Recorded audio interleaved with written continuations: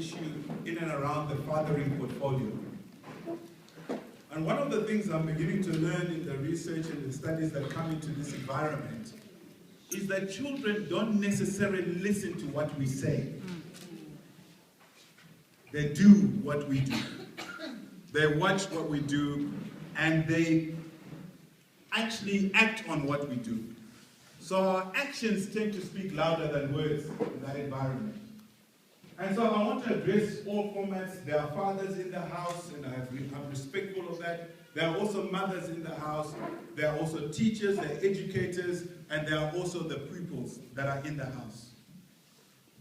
And I've coined the phrase, as I've just gone across. I'm a father of two. I have a daughter who's 15, and my God, she's asking me so many questions. I have to address her in and around sexual orientation and things like that.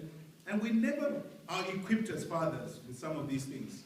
So we've got to do a certain amount of research and understand and be able to communicate effectively to the children. I have a son who's 11, and he thinks I'm the next best thing that has been invented since sliced bread. So I have a busy life in that regards as a father. Just as a father, the father portfolio is a busy life. And I find it appropriate that I'm talking about this when we've just had the Women's Month. And what is remarkable about the Women's Month is that we're talking about women and child abuse. But very little is said about the achievement of what women are actually doing. And their role, what it means. Most of the people that are sitting here have, I assume, an intimate relationship with both mother and father. But that's not always the case. So I can't assume all the time that. So my address really is in talking around the phrase that I've coined, that I believe the number one social ill or malaise in South Africa, on the African continent, and possibly the globe, is a lack of fathering. That is the number one. It affects business. It affects every fabric of our lives. What I've noticed is that we are dealing with a manifestation of the problem most of the time. The rate of crime has increased. The rate of rape has increased. And everybody doesn't quite understand why it's increasing. But here's a challenge. Here's a thought that I want to plant in your mind. What if fathers got back in the saddle and took the responsibility of being a father? What would happen to the rate of crime? What would happen to the rate of rape? What would happen with all those things? Because the father figure is there to provide, to protect, to guard. And unless we have strong families, we are going to have a weak nation. Unless fathers take their roles, community is always going to be suffering on some standing of one another. And that brings me to the whole issue of Africa. And these are some of the thoughts I want to share with you. Africa is a paradise for optimism. Everybody's talking about the next great move from a global perspective is Africa. But unless Africa changes its mindset, unless we move a paradigm in the way we think things, we always have the African time. We always have something about Africa. Why can this Africanism not be investigated? Is it cultural to rape or violate or mutilate somebody's rights so that we can say it's culture? This is our culture. Should it not be questioned? What happens to the poor young ladies or the poor young girls? We read of men who mutilate the rights of somebody who's not even capable from an intellectual capacity to stand on themselves at 3-year-old. There is a problem. And I think that responsibility should be shouldered by the fathers. Now I'm going to talk to the young men as well. That we need to be able to be shaped in the way where we are going. Success will breed success. The way we think now will determine what happens tomorrow. If we don't change the way we think, we're not going to get a different result from a socio-economic issue or a social malaise such as a lack of fathering. The lack of fathering is the root problem. The manifestation is what we see when we see rape, when we see crime, when we see illicit living, when we see things that do not comply with a good way of living. So I said Africa is a paradise for optimism. Africa is sleeping for a long time, and waking up, she must arise, she must be well and healthy and wealthy. So what am I saying? I'm saying to the generation to come, it is my responsibility and my generation to make sure that we leave an inheritance, a heritage for the future of South Africa. I promise, I make a pledge, as just a single person, an entity, that I look and seek to challenge and get a collective so that we can place something into the people that are sitting behind us or in front of me.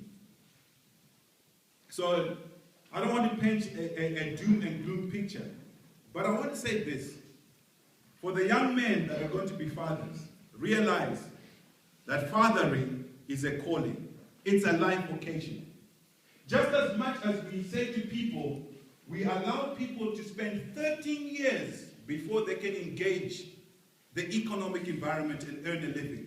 We train you from grade 1 right all the way to matric. Before you are allowed to engage or become a lawyer or become a teacher or whatever your life vocation, what more the fathering portfolio? Where is there a curriculum?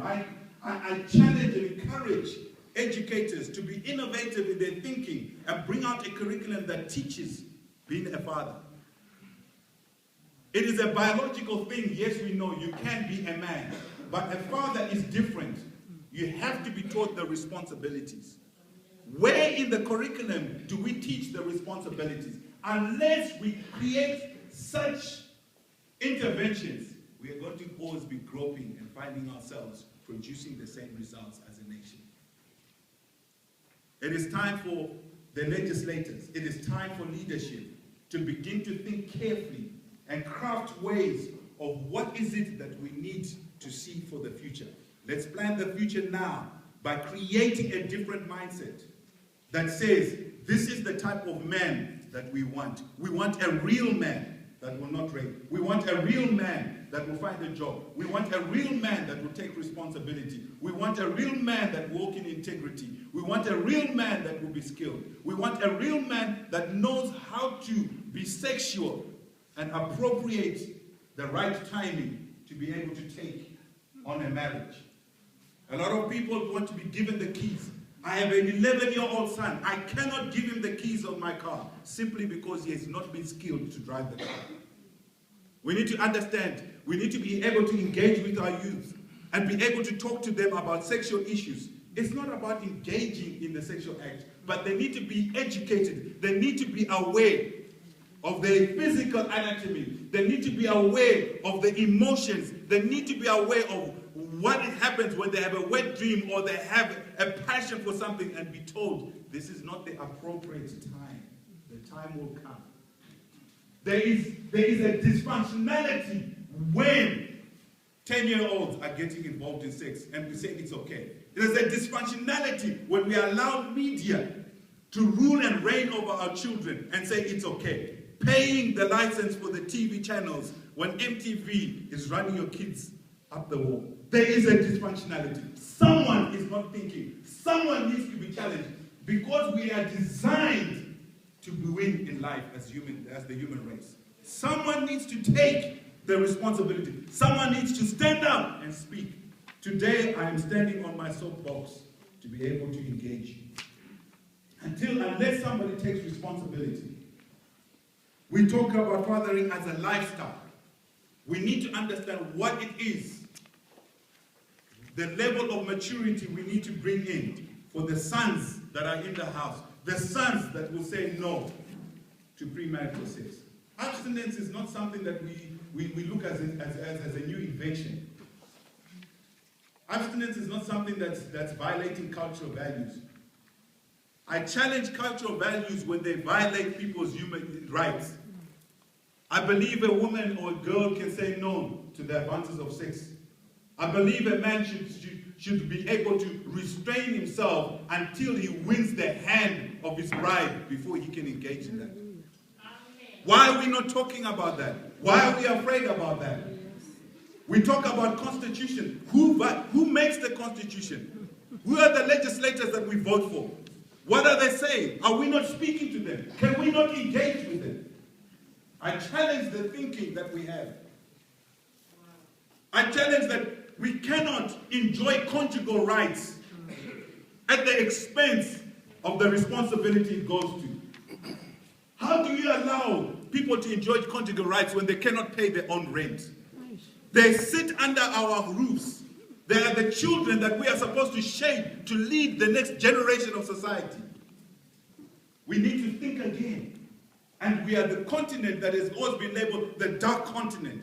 When will we arise and become the continent of light? When will we arise and realize that we need to fear the things that God has placed in our hands? The tools are in our hands. We determine how we're going to live tomorrow. We determine whether we're going to be successful. You are a powerful being. The thing that needs to change is not the cases of the, it's here in our minds. Unless we change the way we think, we are not going to change the way we live. Africa needs, the fathering portfolio is for a lifetime. I make a promise and a pledge as a husband that I will father my children until I go to the grave. That is what we need. The children that are sitting here cry out for a father.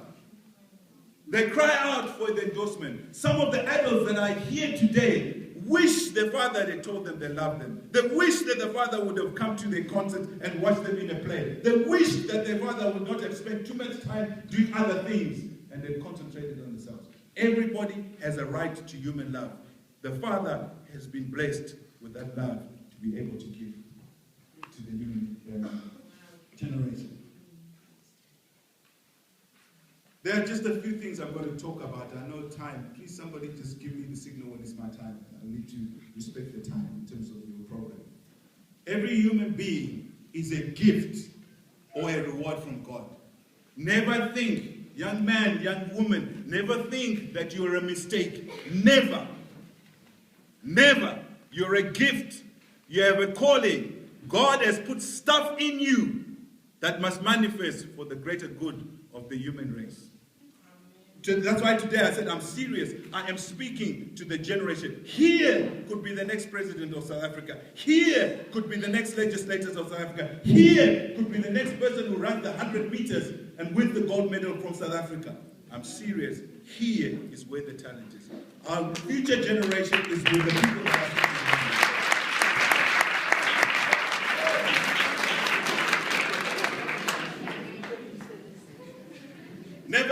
Never diminish the dream that you have in here. This week we celebrated the 50th anniversary of Martin Luther's oratory speech of I Have a Dream. I believe in this room is the richest place that we have right now here. The dreams that lie in these people. As educators, as parents, we've got to nurture that dream. There could be a doctor, a specialist that will come out with the thing that will deal with this HIV and AIDS. Sitting right here. I'm here to inspire you. I'm here to provoke you to think beyond what you're thinking. To dream bigger than what you're dreaming. That I'm not taking no for an answer about your dream. Because the greater goodness and the glory of God is in that dream. With this gift, for every reward comes responsibility. When a person is promoted, the more he moves into another level or another realm. And in that realm comes responsibility. The greater you become in life, the greater the responsibility. So here are the responsibilities of the fathers that we're looking for. I believe fathers. Now, before I go into this, young people, let me tell you something. I don't look at you as just boys and girls. You are the potential father. The girls, you are a potential mother. In 5 or 6 years' time, you might be Mrs. Somebody. Realize that. You are the generation that perpetuates the human race. That's a massive responsibility. You need to be taught well. You need to be skilled well. You need to think right. You need to think potentially, what does a future mother look like? What is she going to be like? How is she going to perpetuate this generation moving forward? You're just not some pretty girl with lipstick and just measuring and thinking, yeah, it's okay, whatever it is. No. No. The purpose. You need to understand the purpose. Yes, I want you to enjoy your youth. I want you to enjoy these things. But remember the purpose. Remember not to violate yourself. Abuse is not what we see. Abuse is what's in here. What we see is the result of an abused mind. Abused people abuse people. Just like hurting people hurt people. In other words, we need to make sure that people are no longer hurt. They are no longer abused. We can only change it when we change here. We need fathers that are mature sufficiently to lead a wife and children. We need fathers that are responsible as a husband and a father. They should exhibit economic maturity. That is why the educators bring you out here. They bring you for exposure. Not so that you can run and giggle in the night and try and kiss the girl out there in the dark. No. They're bringing you here so that you can become, they're preparing you so that you can be economically mature, so that you're able to hold a job, you're able to handle money. You understand its purpose. By the way, if you're chasing money, that's only a byproduct of your life. We need fathers that will protect families physically, exhibit sexual maturity in the context of marriage.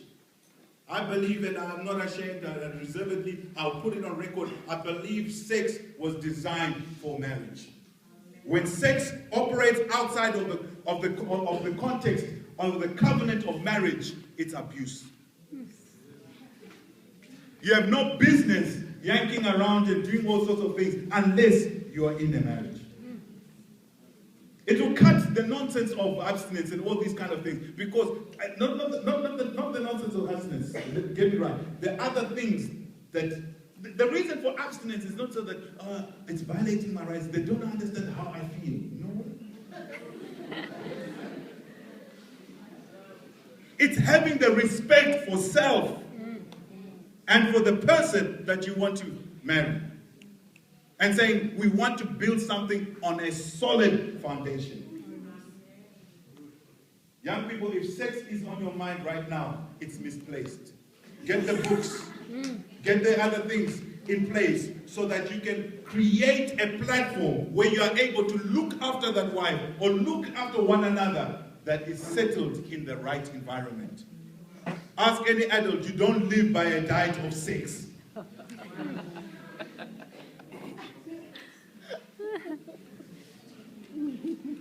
Who's going to pay the rent? You want the nice things. They come with a price. Yes. We need people that will exhibit leadership skills and integrity. Integrity in this country, we need to understand, it's not about being right, it's about being truthful. When I make a mistake, integrity is saying, here's my hand, I am messed up. We're not looking for perfect fathers. We're looking for effective fathers. We're looking for effective young boys and girls. We're looking for effective people who will be the future of this country. We need people that will make responsible decisions for families. We need people who will have a worldwide view maturity in the understanding of what is important. What is important for this country? What is important for all of us? We need to be mature in relating and understanding and respecting others. Respect of self, respect of others, respect of your property, respect of other people's property. We need to be socially integrated and contribute to society. You're just not a number. Live a life that says, when I go to the grave, I would have left an indelible mark that is positive for a nation. What is it that you've got to offer your country? It's not what the government can do for you. It's not what the country can do for you. What can you do for the country? We need to realize we have a massive responsibility. We need to show verbal maturity, sufficient and to communicate and to articulate as a man or as a woman. We need to develop those skills, to be able to stand up and speak with conviction on what you believe, something that's positive to your community, to your society, and to your nation. We need to demonstrate courage when we're under pressure. We need men that are willing to die for what they believe. I'm here because I'm willing to die for what I believe. We need to have people that will lead at some level regarding your beliefs and values and your life's vocation. I think I've packed enough for you for the day. I want to say to you that you wouldn't have a school enrichment program if the country or the leadership of the country did not believe in you. I want to say we believe in you. And I want to say that the time has come. So Winston Churchill said, cometh the hour, cometh the man. And it also applies to women. I want to say to the young girls, I was not exclusive or just exclusive of boys. I want you to reflect on the words that I've said, that what kind of man would you want to marry? What kind of man would you want to be the leader of your house? Yes. Don't hold yourself cheaply. A few seconds rolling in some back of some lousy room is not worth it. Yeah.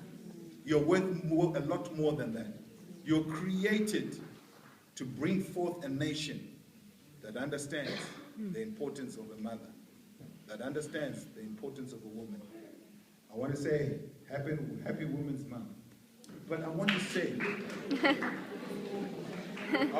let's not just have August as a Women's Month and then we get into September and we say, that was for August, we forget. No, it's every day. Our success is based on the habits that we form on a daily basis. Oh, yes. Let it become in fashion that you don't sleep with a woman until you get married. Let it become in fashion that you don't hanky-panky. Yeah. Let's bring back that fashion. Yeah. This is the group I'm giving the responsibility to. Hallelujah. I want to thank you.